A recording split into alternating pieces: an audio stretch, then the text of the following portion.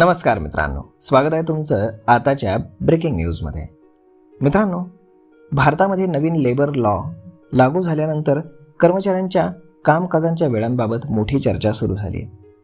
आठवड्यामध्ये 5 दिवस काम आणि 2 दिवस सुट्टी ही सध्याची प्रचलित प्रथा आहे. तरी आता 4 दिवस काम आणि 3 दिवस सुट्ट्या मिळू शकतो का, असा प्रश्न आता उपस्थित होऊ लागला आहे. याबाबत श्रम आणि रोजगार मंत्रालयानं महत्त्वाची भूमिका स्पष्ट केली. देशातील बहुतांश सरकारी आणि खाजगी कार्यालयांमध्ये 5 दिवसांचा वर्क वीक पाळला जातो.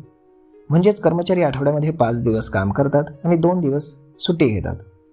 मात्र जपान, जर्मनी आणि स्पेन सारख्या काही देशांमध्ये 4 दिवसांचा वर्क वीक स्वीकारला गेला आहे आणि तिथे कर्मचाऱ्यांना 3 दिवसांची सुट्टी मिळते. श्रम आणि रोजगार मंत्रालयानं सोशल मीडिया प्लॅटफॉर्मवरती दिलेल्या माहितीनुसार नवीन लेबर कोड लवचिक कामकाजांच्या वेळांना परवानगी देतात. यानुसार कर्मचारी आठवड्यामध्ये केवळ 4 दिवस काम करू शकतात आणि उर्वरित 3 दिवस सुट्टी घेऊ शकतात. नवीन नियमानुसार आठवड्यातील एकूण कामाचे तास 48 तास इतके राहतील. त्यामुळे 4 दिवस काम करण्याचा पर्याय निवडल्यास कर्मचाऱ्याला दररोज 12 तास काम करावं लागेल.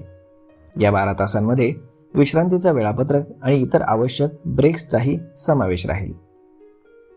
जर एखाद्या कंपनीनं कर्मचाऱ्यांकडनं 12 तासांपेक्षा अधिक काम करून घेतलं तर ते ओव्हरटाईम मानलं जाईल आणि नवीन लेबर कोडनुसार अशा ओव्हरटाईमसाठी कर्मचाऱ्याला नेहमीच्या वेतनाच्या दुप्पट दरानं मोबदला देणं बंधनकारक आहे. 21 नोव्हेंबर 2025 रोजी केंद्र सरकारनं जुने 29 कामगार कायदे रद्द करून 4 नवीन लेबर लॉ लागू केलेत. या बदलांचा उद्देश नियम सुलभ करणं, कर्मचाऱ्यांचे हक्क मजबूत करणं आणि कामकाजाची रचना आधुनिक बनवणं हा आहे. या कोड्समुळे वेळेवरती वेतन, ठराविक कामाचे तास, ओव्हरटाईमसाठी जादा मोबदला तसेच सुरक्षितता आणि आरोग्य सुविधांमध्ये सुधारणा अपेक्षित आहे.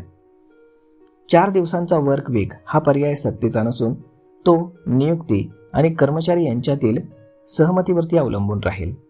त्यामुळे सर्व कर्मचाऱ्यांना लगेचच आठवड्यात 3 दिवस सुट्ट्या मिळतील असं मात्र नाही. मात्र इच्छुक कंपन्या आणि कर्मचारी ही पद्धत स्वीकारू शकतात.